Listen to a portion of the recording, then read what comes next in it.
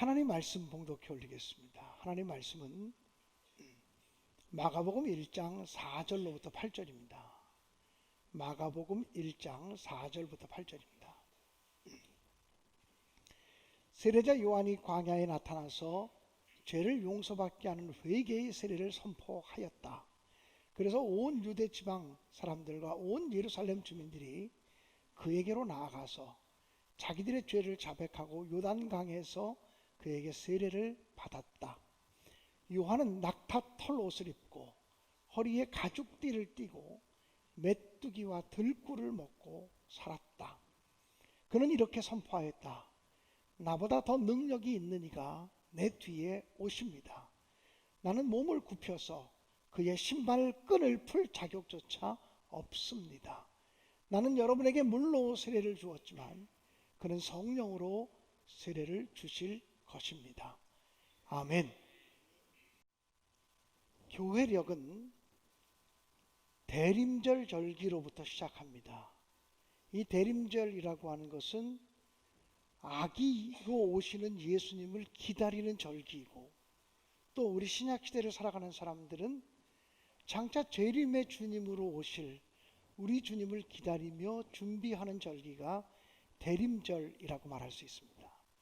이 대림절 절기는 성탄절 앞에 4주간을 지키게 되어져 있습니다. 그런데 대림절이 빨리 시작되어지면 11월 27일 날 시작되어지고, 가장 늦게 시작되어지면 12월 3일 날 시작되어집니다. 11월 27일 날 대림절이 시작되어지면 28일간 대림절 절기를 지키게 되는 것이고, 12월 3일 날 대림절이 시작되면 오늘 12월 3일이잖아요. 가장 짧은 대림절로서 22일간 대림절 절기를 지키게 되어져 있습니다. 오늘부터 성탄을 준비하는 마음으로 기도하시고, 또 캐롤 찬송도 부르시고, 또 성탄 찬송도 부르시면서 하나님의 은혜를 사모하는 여러분들 되시기를 간절히 기원합니다. 대림절은 주님을 기다리는 절기라고 해서 아무것도 안 하고 멍하니 기다린다는 의미가 아닙니다. 주님을 기다린다는 것은 주님을 맞을 준비를 갖춘다고 하는 것을 의미하는 것입니다.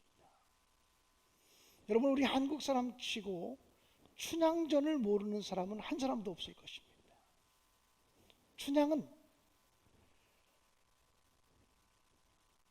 자신에게 수청을 들라고 회유하고 협박하는 변사또의 그 억압이 심해지면 심해질수록 다시 오실 그 임을 기다리며 견뎌냅니다. 지조를 꺾지 않고 다시 오실 그분을 기다리며 준비하다가 드디어 이몽룡이 암행어사가 되어서 자기 마을에 와서 만나게 돼요. 그리운 님을 만나게 됩니다. 사랑하는 여러분, 어쩌면 우리 신약시대를 살아가는 우리 그리스도인들은 영적인 춘향이다 라고 얘기할 수 있습니다.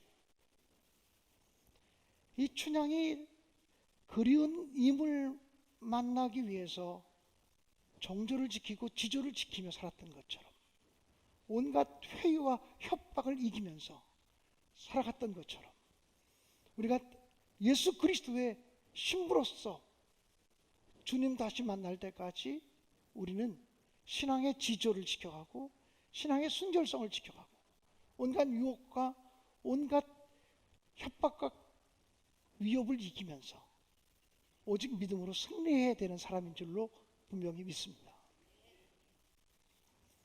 오늘은 세례 요한에 관한 말씀을 읽었습니다. 세례자 요한은 예수님이 오시기 전에 먼저 등장했던 사람입니다.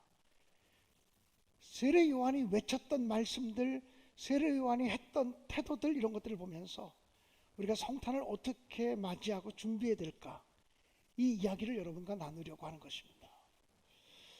세례 요한은 제일 먼저 회개를 선포했습니다. 회개하라, 천국이 가까이 왔느니라. 여러분, 세례 요한은 회개하라 천국이 가까이 왔느니라고 말씀하면서 마태복음 3장 8절에 보면 회개에 합당한 열매를 맺으라고 선포합니다. 회개라고 하는 것은 단순히 후회하고 뉘우치는 감정만이 아닙니다. 내가 그거 잘못했다. 내가 그거 실수했어. 나 너무 마음 아파. 그리고 후회하고 뉘우치는 감정만이 회개가 아닙니다.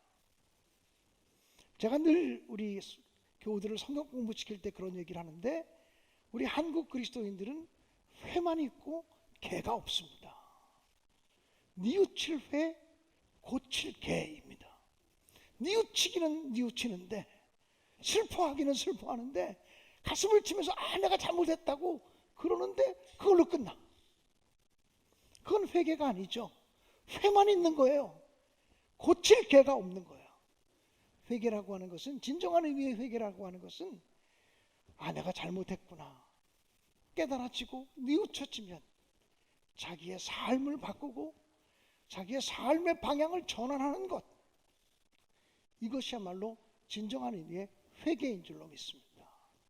또 정직하게 말하면 회개라고 하는 것은 나 중심적인 삶에서 하나님 중심적인 삶으로의 변화가 일어나는 것을 회개라고 말합니다. 회개했다고 하는데 여전히 자기 중심적인 삶을 살아가면 이것은 회개가 아니고 방향 전환이 일어나는 것이 아닙니다. 나 중심적인 삶을 살다가 하나님 중심적인 삶으로 변화되어서 방향이 바뀌는 것을 회개, 헬라어로는 메타노이아라고 말하는데, 이 메타노이아라고 하는 말이 방향 전환이라고 하는 말입니다. 성탄을 맞이하고 재림의 주님을 맞이하려고 하면 우리는 제일 먼저 세례 요한의 메시지에 귀를 기울여야만 합니다. 회개하라, 천국이 가까이 왔느니라. 회개에 합당한 열매를 맺으라. 또 마태복음 3장 10절은 또 이렇게 우리에게 말씀하고 있죠. 이미 도끼가 나무 뿌리에 놓였으니 좋은 열매를 맺지 아니하는 나무마다 찍혀 불에 던져지리라. 회개의 긴박성에 대해서 얘기하고 있습니다. 이미 도끼가 나무 뿌리에 놓여 있다.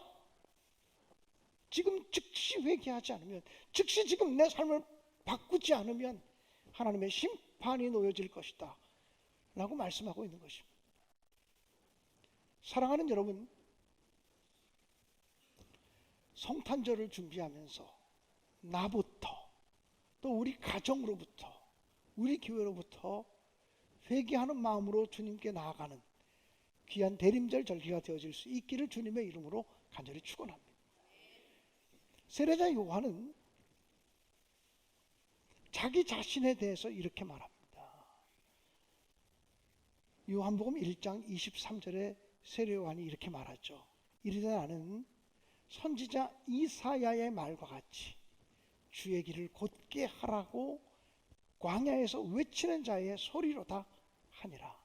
조금 전에 우리 시온 찬양대가 찬양해 준 가사가 바로 이것입니다. 나는 광야에서 외치는 자의 소리다. 주의 길을 평탄하게 하라고, 주님의 길을 예비하라고 광야에서 외치는 자의 소리다라고 말했습니다.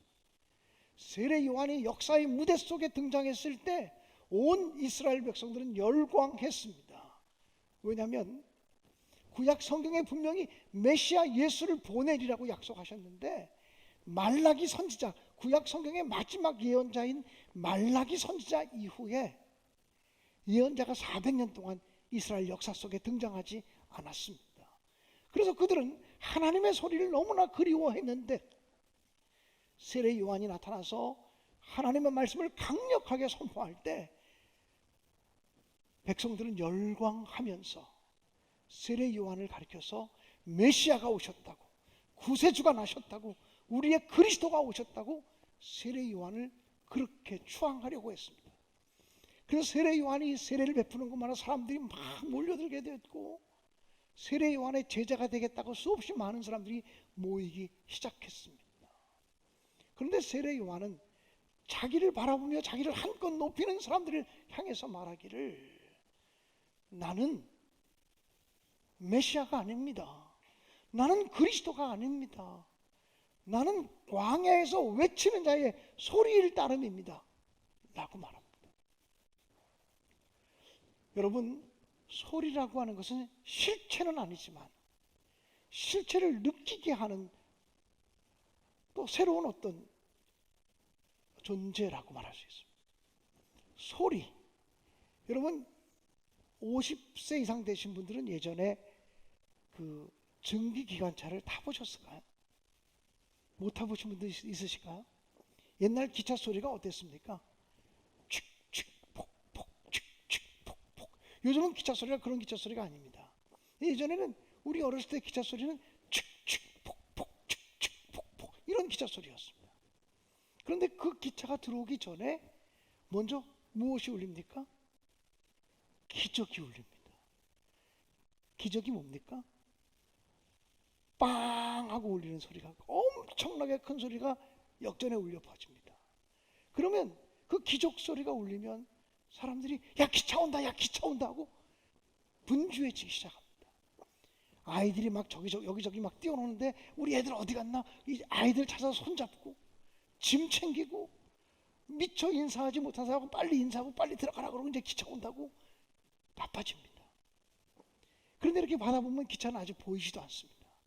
기차는 보이지도 않는 사람들은 기차 온다 기차 온다고 기차가로 타기 위해서 승강장으로 모여들기 시작합니다. 왜 그렇습니까?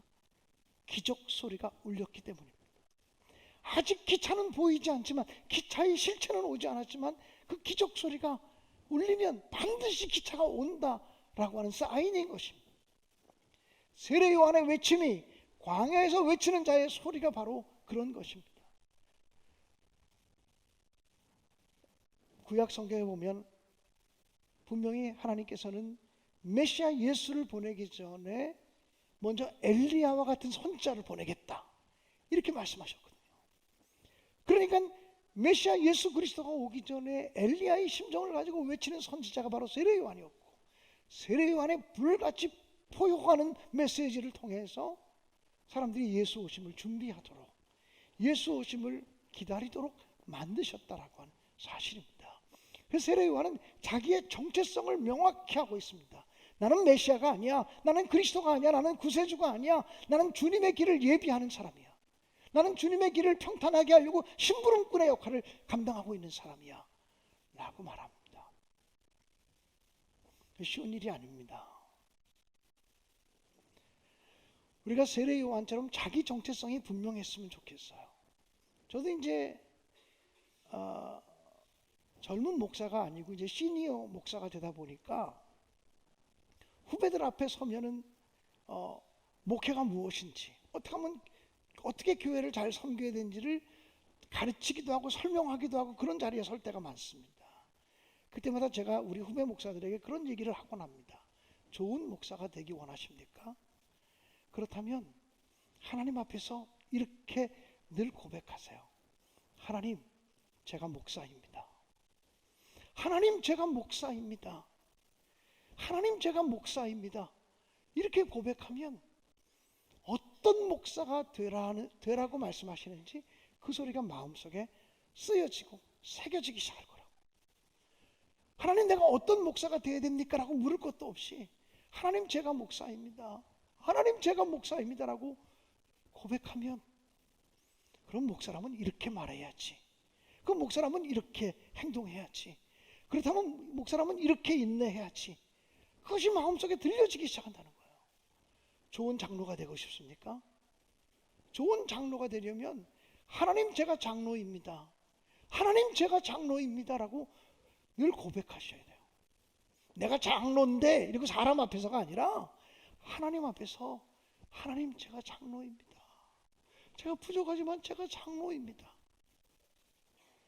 그러면 장로로서 어떻게 말해야 되는지, 어떻게 행동해야 되는지, 어떻게 주의 종을 도와야 되는지 이 해답이 나오게 되어져 있어요. 감리교 교리와 장정에 보면 장로는 담임 목사를 도와 교회를 섬기는 사람이라고 되어져 있어요. 담임 목사님을 도와 이렇게 되어져 있거든요. 좋은 권사가 되고 싶습니까? 좋은 집사가 되고 싶습니까? 좋은 그리스도인이 되고 싶습니까? 그렇게 고백하셔야 돼요. 하나님, 제가 권사입니다. 하나님 제가 집사입니다. 하나님 제가 그리스도인입니다. 이 시대의 그리스도인입니다. 내가 예수 믿는 사람입니다. 그러면 어떤 상황에서 어떻게 행동해야 될지를 이미 하나님이 우리 마음속에 기록하신다는 거예요. 그러니까 자기 정체성을 아는 게 너무 소중한 것이죠. 세례 요한은 사람들이 세례 요한을 부추기면서 당신이 메시아시라고, 당신이 구세주라고, 당신이 우리를 구원한 사람이라고 그렇게 박수갈채를 보낼 때 아니에요, 아니에요, 나는 광야에서 외치는 자의 소리일 뿐이에요. 나를 주목하지 마세요. 나를 바라보지 마세요. 내 뒤에 오시는 예수님을 바라보세요. 나를 주목하지 마시고 예수님을 주목하셔야 돼요. 이러고 외쳤다는 거예요. 자기 분수를 지켜가면서.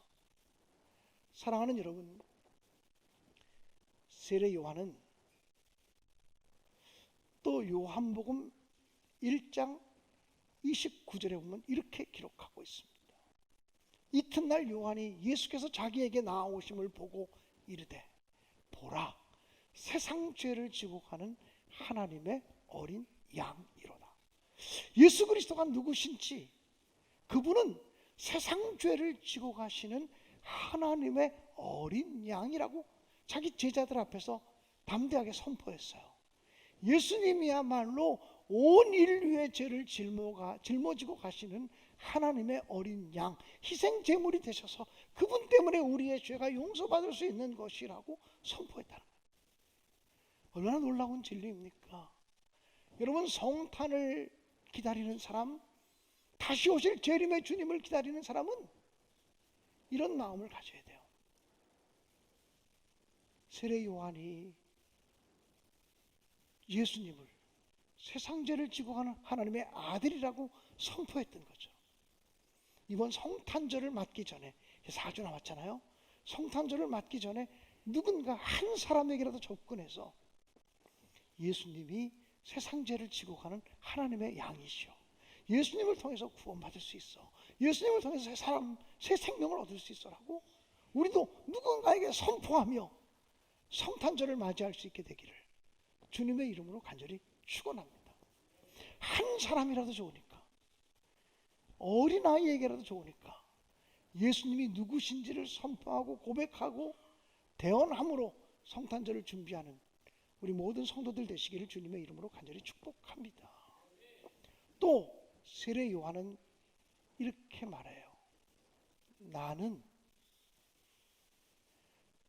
허리를 수그려서 그분의 신발끈을 풀기도 적당하지 않은 사람, 내 뒤에 오시는 분이 얼마나 큰지 나는 그분의 신발끈조차 묶고 풀 수 있는 자격이 없는 사람이라고 말해요. 또 요한복음 3장 30절에 보면요, 그는 흥하여야 하겠고 나는 쇠하여야 하리라고 고백을 해요. 주님만이 높아져야 하겠고 나는 낮아지는 것이 마땅하다라고 얘기해요. 여러분, 우리 모두가 그런 마음을 가지고 성탄절을 맞이했으면 좋겠어요. 내가 낮아짐으로, 내가 희생함으로, 내가 겸손함으로 나를 통해서 주님이 높아지기를 원하고, 나를 통해서 하나님의 나라가 세워지기를 원하는 마음으로 이 대림절 절기를 보낼 수 있게 되어지기를 주님의 이름으로 간절히 축원합니다. 제가 예전에 성북구에 있는 석관제일교회라는 교회에서 담임 목회를 한 적이 있었어요. 거기서도 교회를 건축했었는데요. 제가 그 교회에서 13년 좀 넘게 사역을 하다가 이제 다른 교회로 가게 됐었는데, 그 교회를 떠나면서 강대상에서 마지막으로 교인들에게 뭐라 인사할까 이게 고민하다가 제가 이렇게 인사를 했어요. 여러분, 이 김광년 목사는 잊어버리셔도 좋겠습니다. 김광년 목사가 누구인지를 잊어버려도 괜찮겠습니다. 그러나 하나님이 저를 통해서 선포했던 메시지만은 오래오래 기억하셨으면 좋겠다고 얘기했어요.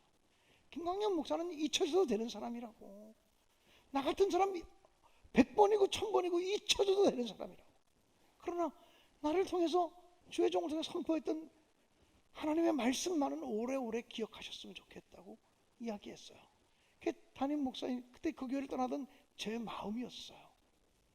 그런데 바로 한 2, 3년 전에 그 교회 신천 장로님들 두 분이 세워졌어요. 한 분 장로님은 제가 그 교회 담임으로 부임했을 때 청년이었는데 장로님이 되셨어요. 20년 동안 청년이 얼마나 열심히 했는지 청년이 장로님이 되셨어요. 근데 그분은 또 그분은 내가 결혼식 주례도 했어요. 근데 그 새로 되신 장로님들이 김광현 목사님을 설교자로 장로 취임식 때 설교자로 좀 초빙해 달라고 담임 목사님께 상의를 했대요. 그 담임 목사님이 저 잘 모르는 사람이에요. 담임 목사님이 저한테 전화가 왔어요. 목사님이 우리 교회 장로 취임 예배 때 오셔서 설교를 좀 해주십시오. 그래서 제가 그렇게 얘기했어요. 아, 그러는 거 아니라고. 장로 취임 예배 때는 그 지방 감리사님이 설교하거나 그 지방에 덕망 있는 선배 목사님이 설교하거나 이게 가장 좋고, 또 감독님이 오셔서 설교하거나 그래야지 그 거룩한 장로 취임에 저 같은 사람이 가서 설교할 자리가 아니라고. 그러니까 그 지방 감리사님에게 부탁하는 게 좋겠다고. 그래야 그분이 더 좋은 장로님이 될 것 같다고 제가 사양한다고 그랬어요. 그랬더니 아주 간곡히 부탁하면서 신천 장로님들이 꼭 목사님이 오셔서 설교해 주면 좋겠다 그래서 이렇게 초청하는 거라고 거듭거듭 말씀하셔서 제가 거절을 못하고 그 교회 가서 이제 장로 취임 예배 때 설교를 하려고 강대상에 앉았어요. 강대상에 앉아서 교인들 중에 절반 정도는 알고 절반 정도는 이제 20년이 지났으니까 모르는 분들인 것 같아요. 근데 이렇게 앉아 있는데 그 교회를 떠나면서 했던 마지막 말 한마디만 딱 생각이 나는 거예요. 여러분, 저는 잊어버려도 좋아요. 제가 이 교회를 떠나면 저를 잊어버려도 좋습니다. 그러나 제가 전했던 말씀만은 오래오래 기억하셨으면 좋겠다고. 이렇게 말씀을 전했던 것이 제 머릿속에 딱 생각이 났어요. 내가 이 교회 강단에서 마지막 이 설교를 하고 떠났었지. 그리고서 이제 있는데 우리 그 교회 담임 목사님이 제 학교 후배도 아닌데 담임 목사님이 이제 이 교회 6대 담임 목사였던 김광현 목사님께서 나오셔서 설교해 주시겠습니다. 그래서 제가 이제 설교하려고 강단에 이렇게 올라가는 거예요. 올라가는데 설교해 주시겠습니다 그러는 순간에 그 교인 거기 앉아 있는 교인들이 일제히 와 하고 함성을 치면서 박수를 막 치는 거예요. 제가 어디 가서 부흥회 강사하러 나가도 그렇게 환대를 받은 적이 없어요. 목사님이 우리 다 같이 강사님을 박수로 맞이하겠습니다 그랬던 것도 아니에요. 그냥 김광현 목사님이 나오셔서 설교해 주시겠습니다. 그래서 제가 이렇게 딱 걸어 나갔는데 갑자기 교인들이 와 그러면 박수를 막 치는 거예요. 굉장히 부끄럽기도 했고 굉장히 고맙기도 했고 굉장히 황송하기도 했던 시간이었어요. 사랑하는 여러분, 사실은 죄송한 마음이 더 많았어요. 그 강단에 설 때. 왜냐면 나 같은 사람이 뭔데 이런 생각이 들곤 했어요. 정말 우리는 이 시대를 지금 함께 우리 신내교회를 섬겨가고 있어요. 저는 목사로, 어떤 분은 장로로, 어떤 분은 권사로, 어떤 분은 집사로, 어떤 분은 찬양대원으로, 어떤 분은 성가대원으로, 어떤 분은 안내위원으로, 어떤 분은 전도대원으로, 어떤 분은 애찬위원으로 지금도 주방에서 맛있게 음식을 만드는 분들이 있잖아요. 우리 모두가 주님의 몸된 교회 한 모퉁이를 붙들고 있는 거예요. 한 모퉁이를 붙들면서 충성하고 있는데 다 그런 마음을 가졌으면 좋겠어요. 나는 쇠하여야 되겠고 주님만이 흥하기 원합니다. 나는 낮아져야 되겠고 우리 주님만이 높아지기 원합니다. 이 고백을 가지고 우리 모두가 주님을 섬길 수 있게 되기를 주님의 이름으로 간절히 축원합니다. 그래서 이제 우리가 성탄절을 향해 나가면서 회개하라 천국이 가까이 왔느니라고 하는 주의 음성을 들으면서 회개에 힘쓰는 절기가 되어지기 원하고, 나는 메시아가 아닙니다. 나는 그리스도가 아닙니다. 나를 주목하지 마세요. 주님을 주목하세요. 이런 마음으로 자기 분수를 지켜가는 사람이 되기를 원하고, 주님은 세상죄를 지고 가는 하나님의 어린 양이십니다. 예수 그리스도가 어떠한 분이신지를 우리도 누군가에게 한 사람이라도 이야기하고 성탄절을 맞았으면 좋겠다는 생각이 들어요. 그리고 이 설교를 준비하면서 그런 생각이 들었어요. 우리가 크리스마스 그러면 선물이 생각나잖아요. 선물, 크리스마스 선물. 그래서 크리스마스 때는 선물 교환도 하고 가족들을 위해서 선물을 준비하기도 하고 자녀들을 위해 선물을 준비하기도 하고 그러잖아요. 제가 한 3일 전에 우리 신내 일동 동장님에게 연락을 해서, 동장님 좀 시간이 있으시면 제 사무실에 좀 적당한 시간에 좀 방문해 주시면 좋겠다고 얘기를 했더니 이은하 동장님이 오셨어요. 여자분이신데요. 그래서 그 동장님과 차 한 잔을 마시면서 제가 이 신내 일동에 있는 교회로서 이 지역의 그 수급 대상자들이 몇 가구가 되는지, 그리고 차상위 계층에 있는 사람들이 몇 가구가 되는지, 그리고 소년 소녀 가장은 얼마나 되는지, 그리고 한부모 가정의 자녀들은 얼마나 되는지, 이런 것들을 좀 알면 제가 우리 교회가 도울 수 있는 길을 좀 찾아왔으면 좋겠다고 이렇게 얘기를 드렸어요. 그랬더니 동장님이 집에 가셔서 동사무소 가셔서 그걸 조사해 가지고 저한테 문자를 보냈어요. 어저께 우리가 당회를 준비하면서 기획위원을 했어요. 기획위원 할 때 우리 장로님들과 기획위원들에게 제가 하나님이 이번에 설교를 준비하면서 제 마음속에 그래도 우리 신내동에 세워진 신내교회의 대표적인 교회로서 이 지역에 있는 어려운 사람들과 함께 좀 성탄의 기쁨을 좀 나누고 싶은 마음이 생겼노라고 고백을 했어요. 그랬더니 목사님 어느 정도 하면 좋을까요? 그래서 제가 보니까 한부모 가정의 아이들, 이 신내 1등에만 187가정이 있고, 그리고 소년 소녀 가정이 14가정이 있는데 그 아이들이 어디서 선물을 받겠냐고. 우리가 이번 크리스마스 때는 그 아이들에게 선물을 다 전달했으면 좋겠다고. 제가 그 중랑구 기아대책 본부의 이사로도 활동하면서 우리 교회도 중랑구 기아대책을 함께 섬기고 있어요. 여러분이 잘 모르겠지만 우리 교회가 섬기는 사역들이 굉장히 사실은 많거든요. 그 중랑구 기아대책 또는 성탄절이 추수감사절이 되면 소외된 자들에게 김장 나누기 운동 이런 것도 우리가 다 참여하고 있거든요. 근데 굳이 우리 교회가 이런 일을 하고 있습니다 자꾸 얘기하지 않으니까 우리 교인들은 우리 교회는 이웃 돕는 일을 하나도 안 하나 이렇게 생각하실 것 같아서 오늘은 좀 이 얘기를 좀 하고 싶은 거예요. 그래서 어제 기획위원회에다가 이 지역에 있는 한부모 가정의 아들 187가정과 소년 소녀 가정 14가정과 한 200명 이상 되는 아이들에게 우리가 크리스마스 선물을 주면 좋겠다고. 그랬더니 우리 장로님들이 목사님 그거는 그러면 이렇게 하면 어떻겠냐고. 제가 중랑구 기아대책본부에 있어가지고요, 기아대책이라고 하는 기구는 NGO 기구라서 교회들이 후원하는 기구가 아니라 기업체들이 많이 기부금을 내거든요. 기업체들이. 그래가지고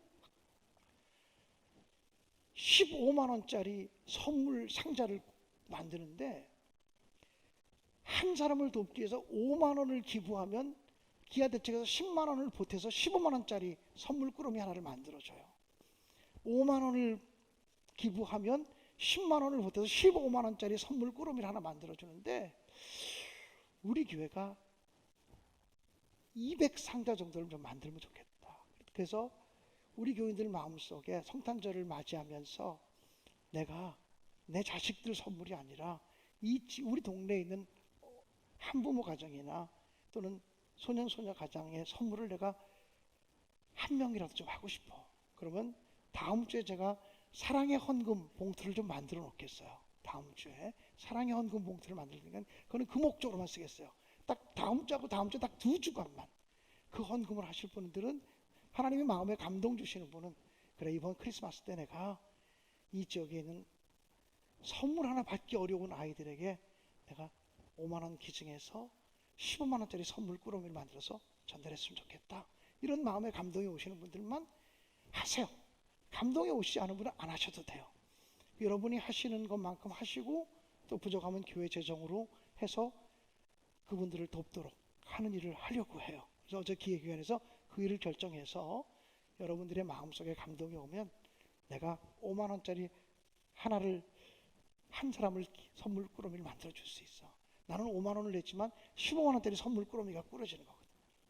그렇게 여러분이 준비하면서 더 풍요롭고 더 복되게 성탄절을 맞이하시기를 간절히 부탁을 드립니다. 대림절입니다. 아기 예수의 오심을 기다리는 절기입니다.